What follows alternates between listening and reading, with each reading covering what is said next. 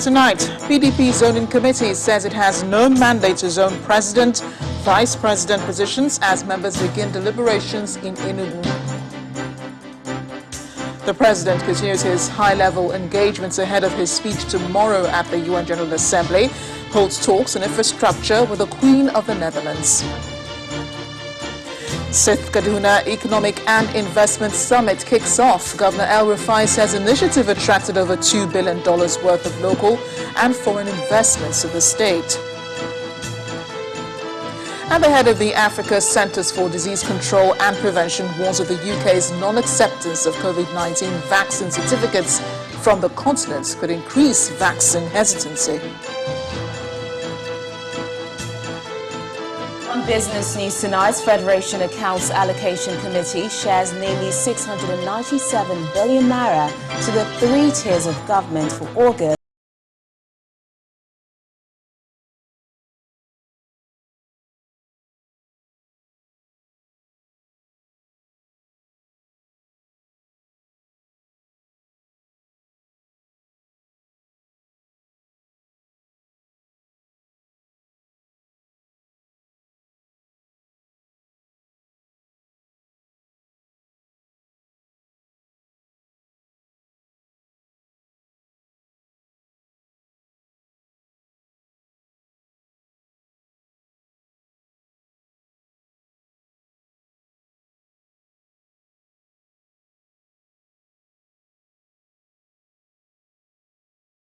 No mandate to zone president, vice president positions.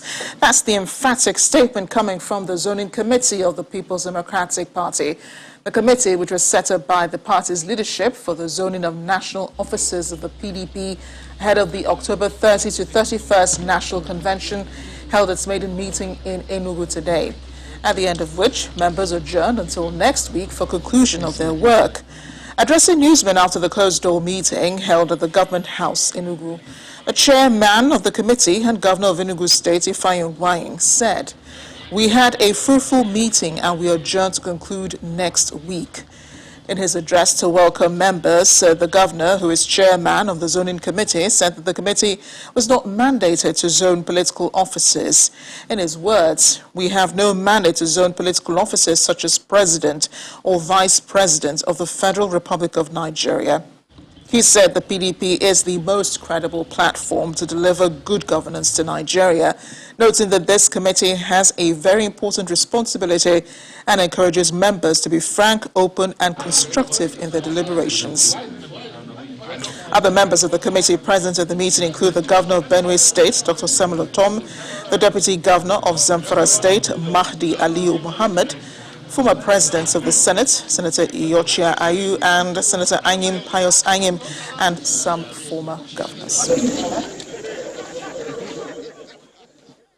With the lawmakers, as the House of Representatives has expressed concern over the trend of Nigerian citizens being illegally detained in foreign prisons. The lawmakers want the federal government to intervene and secure their release. Our correspondent, Terry Kumi, reports. It's the last plenary session of the week in the Green Chamber. The Deputy Speaker presides in the absence of the Speaker. Representative Dennis Idahosa, through a motion, draws the attention of the House to the illegal detention of Nigerians abroad and wants the urgent intervention of the federal government. Worried that from 2019 survey reports by the Legal Defense and Assistant Project Leopard, about 16,500 Nigerians who are in prison outside the country were convicted without legal representation and not knowing why they are in jail. Believe that the federal government needs to employ diplomatic means to assist Nigerians who were wrongfully detained and have been detained in various prisons abroad. The House then mandated committees on foreign affairs and interparliamentary relations to ensure compliance. Meanwhile, a security concern is raised by Representative Samuel Adejare, which he says could pose great risk to the lives of security personnel and the entire security network of the country if not addressed promptly. Concerned that the leakage of classified security documents Another act of sabotage is causing failure of intelligence gathering, misunderstanding, and lack of cohesion among operatives involved in different operations against insurgency and other acts of terrorism in Nigeria. The House is disturbed that the unfortunate situation is enabling other acts of crimes and criminality such as jailbreak, mass abductions, invasion of farms, and animal rustling. In the meantime, a bill to amend the Power Sector Reform Act for the first time in 16 years scales second reading, and a public hearing is to follow. 36 clauses have been proposed for amendment. Terry Ikumi, Channels Television News. The Attorney General of the Federation and Minister of Justice, Abubakar Malami, says the federal government may consider several legal options in the case against Sunday Adeyemo, also known as Sunday Igboho. Some of the legal options, according to the minister, may include an appeal against the judgments of the Ibadan High Court that went in favor of the pro-Yoruba nation agitator. However, Mr. Malami answered the federal government will respect the rule of law. He made the statement on the sidelines of the UN General Assembly in New York. As far as the federal government is concerned, it is about law, and it is about jurisdiction. When this matter is concerned, as far as this matter is concerned, which court is it that has the jurisdiction to determine it? And we are, as you rightly know, obedient to court orders and court judgments. But then you have to understand within the context of such obedience that there are associated rights and interests that are vested in the federal government, inclusive of right of appealing against a judgment, inclusive of right to file an application for setting aside the purported judgment and order, and indeed inclusive of the possibility of filing a fresh action if indeed the jurisdiction of the court that was alleged to have indeed handed down that judgment is in issue. So we are doing the needful in terms of looking at the law as it exists and then working within the context of the law in ensuring that justice is done as far as the contending issues between the parties are concerned. Well, 48 hours after the start of the United Nations General Debate, and the President has been engaged in a bilateral meeting seeking further assistance from countries, including the Netherlands. Lauding Nigeria's efforts in the fight against COVID-19 pandemic, the United Nations General Advocate for Inclusive Finance for Development and Queen of the Netherlands, Her Majesty Maxima Zorreguieta, reaffirms her country's commitment to continuously partner with Nigeria. The country has also been canvassing for additional support to combat terrorism back home, confident in support from the United Nations. Our State House correspondent, Gloria Omezoke, tells us more. 24 hours before Nigeria's president is billed to address world leaders at the ongoing United Nations General Debate, President Muhammadu Buhari met with the Queen of Netherlands, Her Majesty Maxima Zorreguieta, on the sidelines. The two leaders discussed, among other things, the state of the nation's infrastructure, particularly since the Queen's last visit to the country in 2017. The country, the president maintains, is aware of her limitations, the reason why infrastructure became top priority to advance development. The Queen resonates the commitment to partner with Nigeria. Separately, other sub-national leaders here are canvassing for additional support to combat terrorism.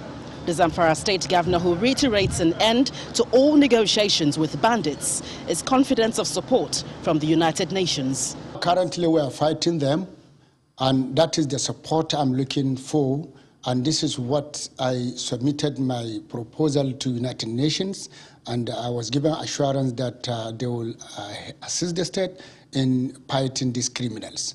But we want to fight them first, so that we can show them that we have the capacity and the capability to fight them. We don't fear them. We want them to understand that there is a government in Nigeria. They cannot rule, and we cannot just allow them to be killing our people innocently. So let us fight them. If they were pushed, then from there, maybe if they decided 100% to come off with a genuine reconciliation, fine, we can look at it, and maybe we can sort it out. But for now, we are going to fight them. On the controversial issue of VAT, the governor implores more federal government intervention in the state. So if they are talking about collection of that, let federal government come and invest what was extended and, invest in Rivers and Lagos State, to Zamfara State. We are going to give more than what they are giving.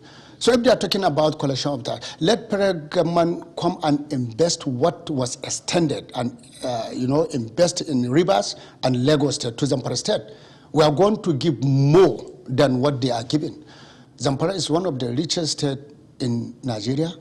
And if you can look at the tables, Zamfara is richer than about 42 countries in the world. But if federal government can invest hugely, not even much, to Zamfara State, I assure you what Zamfara can give, both Lagos and Rivers cannot be able to give what Zamfara can give. As negotiations and consultations continue to canvass greater support in agriculture, infrastructure, among other things, Nigerian leaders are hoping that beyond the confines of this conference, there will be greater and speedy intervention in the areas of interest. From New York, Gloria Umezuki, Channels Television News.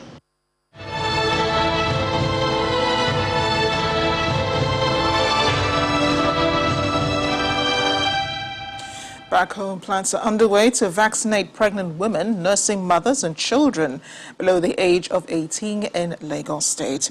The Commissioner for Health, Professor Akin Abayomi, says the state government is considering vaccinating everyone in a bid to reduce the spread of the coronavirus. Professor Abayomi made this known when he visited one of the vaccination centers in Oregon. Morning, everybody. So that's the Commissioner for Health. The Deputy Incident Commander of Lagos, Professor Akin Abayomi, who's also the State Commissioner for Health, is visiting Oregon Primary Healthcare Center to inspect the ongoing vaccination and other activities at the hospital. He makes his way into the building, congratulating latest mothers in the hospital. Congratulations. Then the Commissioner moves to the vaccination point to see the process of registering and administering the jab.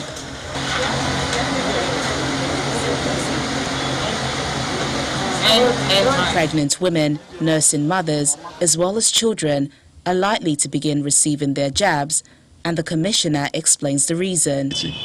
There's a push now to vaccinate, to clear everyone for vaccination, because we realize globally that if you leave some people out of the vaccination, particularly children and young teenagers, that you create an environment for the virus to circulate, which then continues to affect the general population.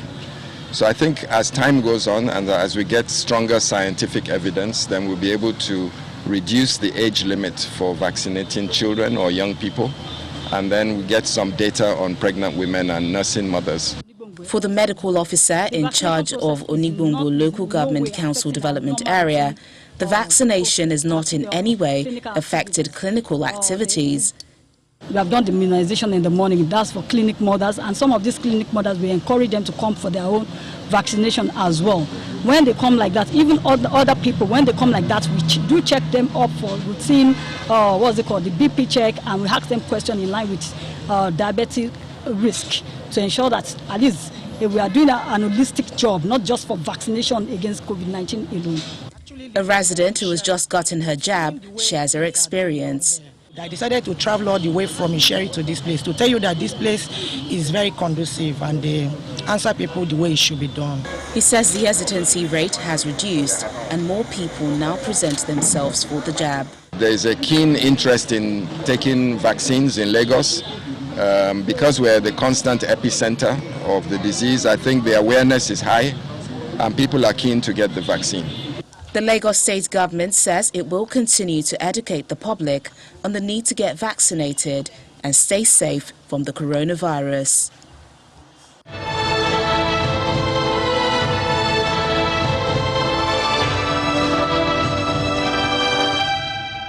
In part two, after the break, NARD President asked traditional rulers and other stakeholders to weigh in on its disputes with the federal government.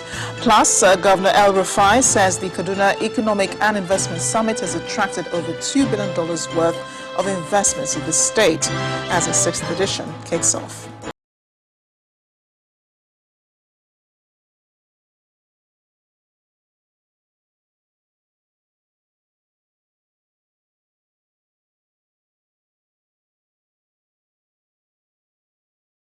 Welcome back. If you just joined us to watching the news at 10 live on Channels Television Lagos. A reminder of our top stories. PDP Zoning Committee says it has no mandate to zone president, vice president positions as members begin deliberations in Enugu. The president continues his high-level engagements ahead of his speech tomorrow at the UN General Assembly, holds talks on infrastructure with the Queen of the Netherlands.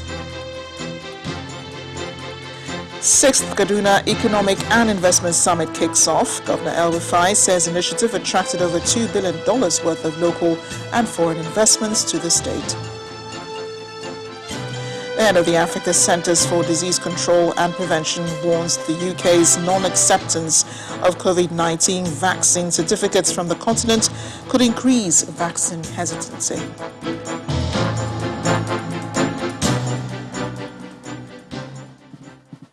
With industrial action embarked upon by the Nigerian Association of Resident Doctors now almost 2 months gone, President of the association is asking traditional rulers and other stakeholders to weigh in on the dispute.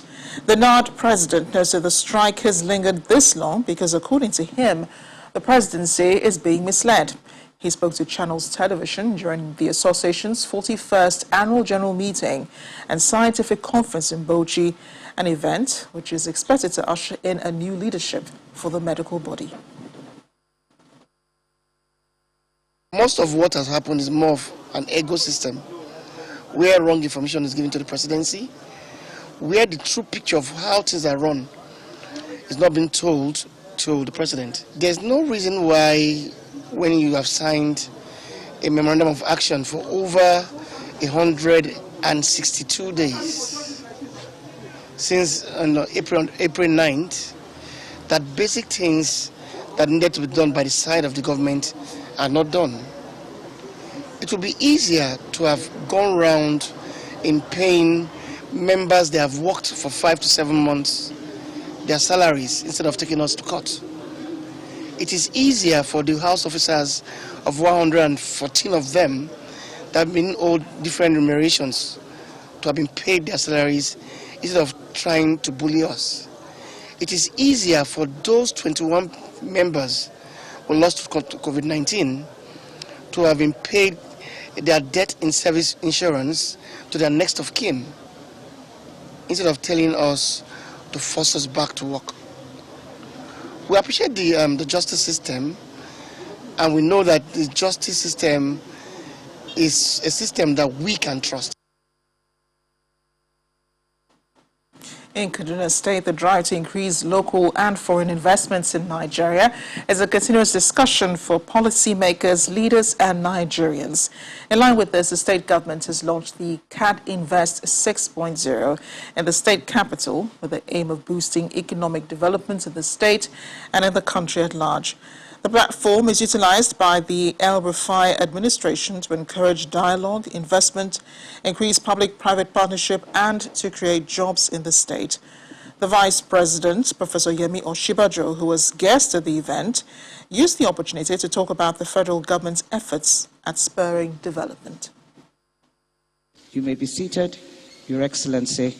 Top government officials, including the Vice President, Professor Yemi Osinbajo, the host governor, Malam Nasiru El-Rufai, chief executives and captains of industry, as well as representatives of various agencies are here at the CAD Invest 6.0. It's an investment forum put together by the Kaduna State government in collaboration with the state agencies and external partners. This event is the 6th edition of the annual program, which provides a platform for open discussions aimed at finding solutions to the state's economic challenges and the opportunities available. Thank you. Governor El-Rufai sets the tone for the discussions, highlighting the achievements of the summit since it commenced in 2016, expanding on the theme for this year's summit towards a sustainable knowledge-based economy. CAD Invest has been the critical vehicle for driving these investments in Kaduna State. And through this platform, Your Excellency, I'm pleased to announce that we have attracted investments of nearly $2.8 billion and have created more than 100,000 direct and indirect jobs. For the keynote speaker and president of Afreximbank, Professor Benedict Orama, COVID-19 has presented nations with unprecedented challenges that need collaborative efforts to resolve. He also expresses optimism on the opportunities presented by the Africa Continental Free Trade Area. We tend to have more volatility on extra-regional trade and intra-regional trade. And for instance, last year, I think while extra-African trade contracted by 12%, the intra was just about 9%, meaning that we tend to be more affected when there are global uncertainty and volatility at a global level. And we hope that the AFCFTA, which will actually boost intra-African trade significantly, will actually reduce that volatility. Thank you, Mr. Vice President.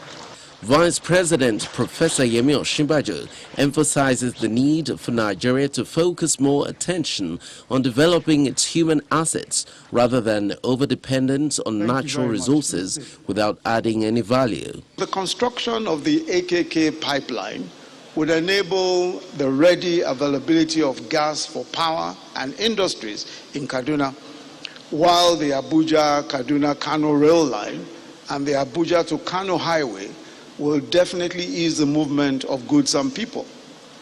For power, the Ministry of Power and the ADB are working together to ensure that construction starts on the Mando to New Kano 3030 kV line enhancement. At the end of this two-day economic summit, participants are expected to have a first-hand knowledge of Kaduna State's experience and its policy response to the disruption caused by the COVID-19 pandemic. Hand it over now to Terry Kumi in Abuja. Hi, Terry.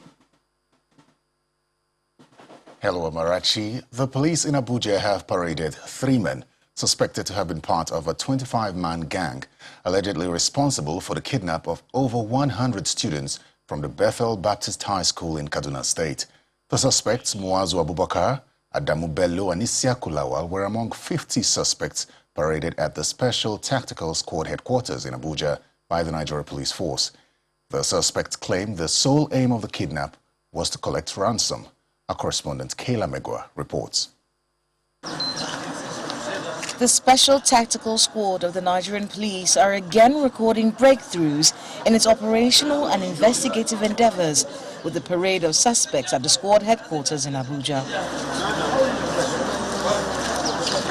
50 suspects paraded, 26 firearms including AK-47 rifles, 2,701 live ammunition, 20 general-purpose machine guns, 12 piano keyboards, mixers and amplifiers. These men, Muazu Abubakar, Adamu Bello and Ishaku Lawal, dressed in military uniforms, confessed to being part of a 25-man gang allegedly responsible for the kidnap of over 100 students from the Bethel Baptist School in Kaduna in July of 2021. How much did he get from the operation?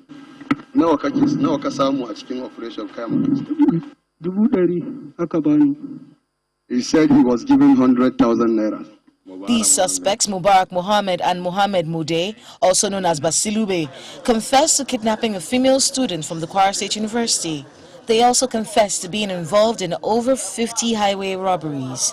How many times have you done kidnapping in the past? So now kidnapping at Ayonka. He said this is the 3rd time, sir. 16 churches have been robbed in the Abuja metropolis, allegedly by this man, Monday Akao, who confesses to dressing up as a captain in the Nigerian police band to escape after each theft. How many churches have you stolen from so far? 16 churches, sir. Do you remember some of the names of the churches you've stolen from? Mountain of Fire and Redeem. Paraded also are 2 Nigerians and 2 men from Niger with 100 packs of tramadol, selling drugs to bandits and other criminal elements in the northern parts of the country. Despite these confessions here today at the STS office in Abuja, these men are still technically suspects, and the course of the law has to be taken. They have to be charged to court, proper investigations have to be done, and justice has to be served. We're told that the ammunition that has been confiscated here today will be taken to the evidence locker and can only be used by the police after the cases have been totally closed and all investigations are ended, and then they would have to write to a judge who will decide whether these weapons can be taken back into the police force or not. The call is for all Nigerians to be aware that the police is watching and that justice will be served in all of these cases. Kayla Megwa, Channels Television News. That's all from the nation's capital. Business News is next with Teniola Shobowali. Thanks a lot, Terry. Welcome to Business News. A total of 696.96 billion naira has been shared by the Federation Accounts Allocation Committee to the 3 tiers of government and other relevant agencies as revenue for August. A statement released after the monthly FAC meeting for September, which was held virtually, shows that the federal government got 289.25 billion naira, states received 217.183 billion naira, and 161.541 billion naira was allocated to local government councils, while the oil-producing states received 41.37 billion naira as 13% derivation from mineral revenue. However, the total revenue allocated last month was lower by 63.75 billion naira when compared with the 760.71 billion naira revenue shared in July. Nigeria's foreign exchange reserves, which has remained on the path of a rebound, is set to cross back to the $40 billion mark following the recent successful issuance of a $4 billion Eurobond. A report by Egyptian financial services company EFG Homes says the Eurobonds, which has been oversubscribed by investors, will lead to an increase in foreign reserves and ease the country's FX shortages in the short term. The country's external buffers were initially boosted by the $3.3 billion special drawing rights allocation, which it received from the International Monetary Fund on August the 23rd. Currently at around $36 billion, the FX reserves last reached $40.4 billion on January the 5th, 2018. The National Bureau of Statistics, NBS, says the All Products Terms of Trade Index decreased by 0.35% in the second quarter of the year. According to latest Commodity Price Index report released by the National Bureau of Statistics, this was due to declines in the prices of live animals, animal products, wood and articles of wood, wood charcoal and articles, vehicles, aircraft and parts thereof, vessels, among others. However, the decline was mitigated by an increase in the price of products of the chemical and allied industries. And in South Africa, the Reserve Bank's Monetary Policy Committee has decided to keep the repo rate unchanged for the 7th consecutive time at 3.5%. The central bank says gross domestic product is expected to grow by 1.7% in 2022, down from 2.3% with the lasting effects of the July unrest and COVID-19 pandemic on investor confidence and job creation, impeding recovery in labor-intensive sectors hardest hit by the lockdowns. Governor Leseja Kanyago also added the headline consumer price inflation for 2021 is revised slightly higher to 4.4%, which is still in the bank's target range of between 3% and 6%.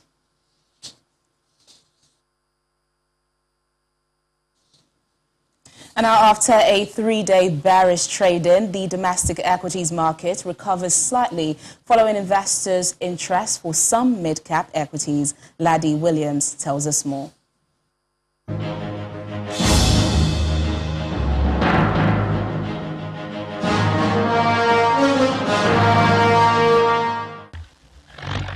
Finally, the bull has surfaced today in this week's trading session, but I'm not impressed. You know why? Look at the board, just 0.06% up after 3 days of negative performance.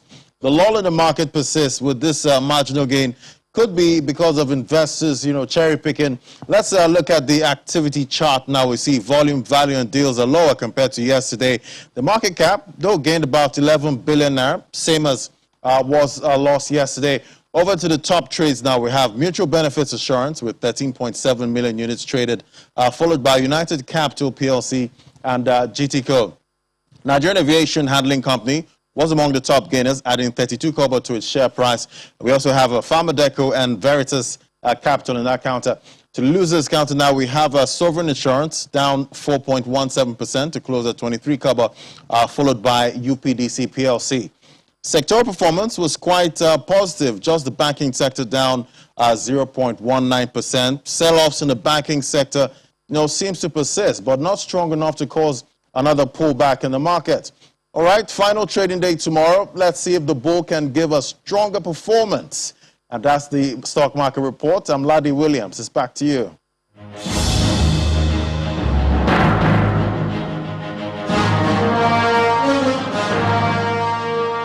And that's business news tonight. It's back to Amarachi for the rest of the news at 10. Thanks a lot, Teniola. Still ahead on the news at 10, the head of Africa's CDC warns that the UK's refusal to accept COVID-19 vaccine certificates from the continent could increase vaccine hesitancy. Plus other international news from our London studio. Stay with us.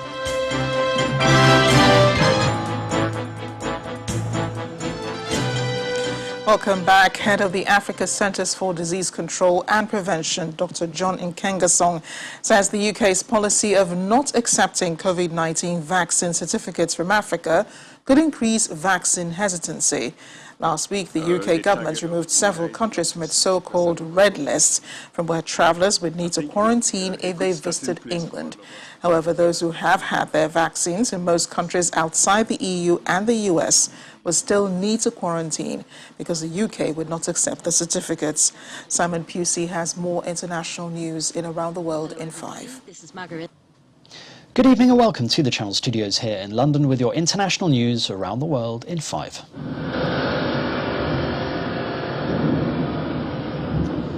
A volcanic eruption in the Canary Islands has increased in size, with 12-metre-high lava cascading down upon a village, forcing locals to flee before their homes were engulfed. For a fifth day, lava flowing down the slopes of the volcano has destroyed houses and schools. Authorities have warned of new dangers, including toxic gases, volcanic ash and acidic rain. Around 7,000 people living on the island have been forced to leave their homes to escape the eruption so far, though there have been no reports of any fatalities. Unless urgent action is taken, Afghanistan... The World Health Organization has appealed to the international community for donors to continue funding its campaign in Afghanistan as the country faces imminent humanitarian catastrophe. Significant health gains have been made in Afghanistan. The World Health Organization Director General said that cases of infant disease polio, which was close to being eradicated in the country, could make a reappearance in the country. Poverty and hunger are spiraling since the Taliban took power in the country, and foreign aid has dried up amid Western distrust of the Islamist militants. Well, good afternoon, everyone. Australian Prime Minister Scott Morrison has said he has tried to arrange a conversation with French President Emmanuel Macron, but has been unsuccessful so far. The two countries are at odds after Australia cancelled a major submarine deal with Paris. I look forward to when the time is right and when the opportunity presents. Mr. Morrison said he would be patient in rebuilding ties with France after a phone call with US President Joe Biden to smooth relations. Facebook has been ordered by a US judge to release records of accounts connected to anti-Rohingya violence in Myanmar. The ruling criticized Facebook for failing to hand over information to investigators seeking to prosecute the country for international crimes against the Muslim minority group. Facebook has previously refused to release data, saying it would violate a US law barring it from disclosing users' communications. The Biden administration is preparing to reopen a migrant detention camp on Guantanamo Bay in the wake of a surge of migrants and asylum seekers on the southern border. The Immigration and Customs Enforcement Bureau is inviting tenders for private contractors to run the Migrant Operations Center at the US Naval Base. It's after authorities in the Texas town of Del Rio declared a local state of emergency after around 12,000 migrants, most from Haiti, gathered around a bridge on the border with Mexico.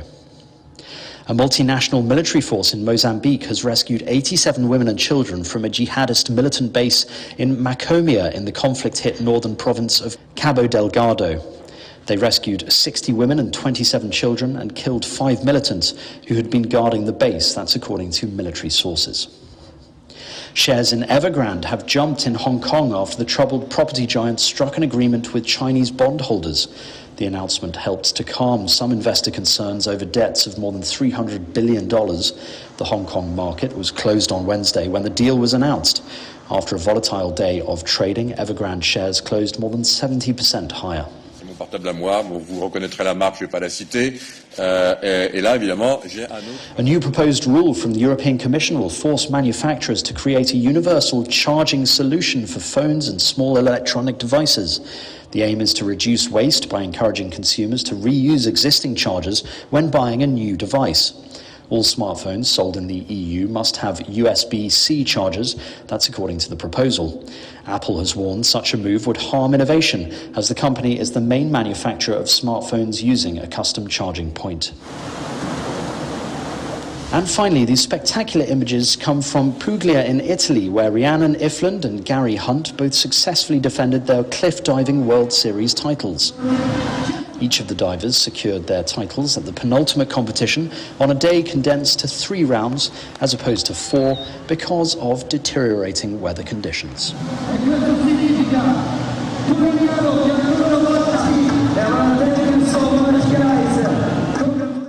And that's your international news around the world in 5. Now back to the Channel studios in Lagos.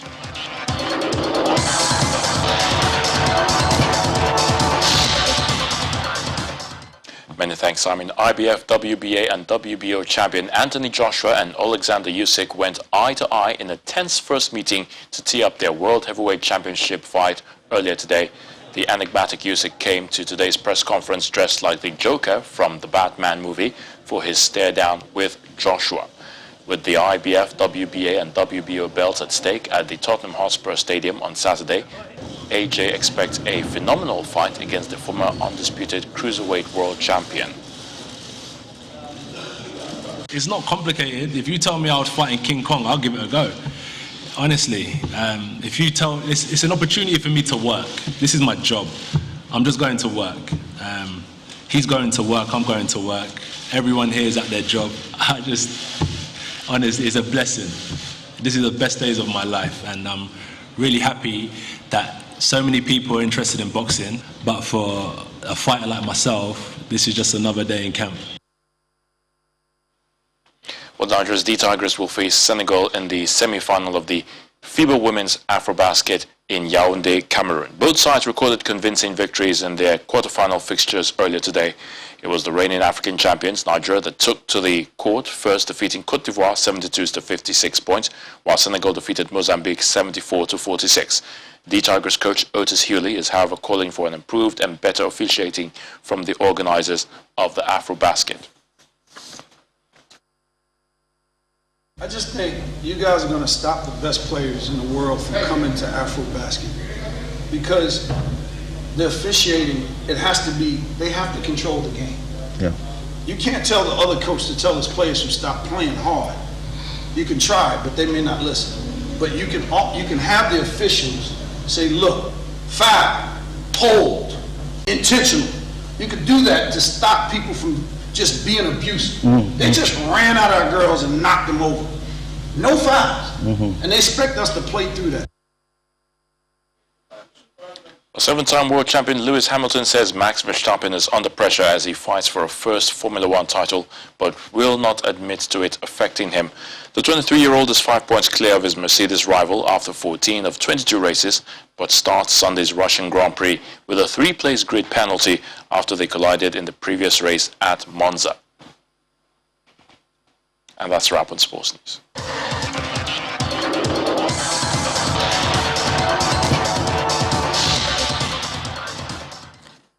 Thanks, Ayatunde. And the main news again. The PDP zoning committee today said it has no mandate to zone president and vice president positions as members begin deliberations in Enugu. Also today, the president continued his high-level engagements ahead of his speech tomorrow at the UN General Assembly and held talks on infrastructure with the Queen of the Netherlands. That is the news at 10 tonight. Thanks for watching. I'm Amarachi Ubani. Good night.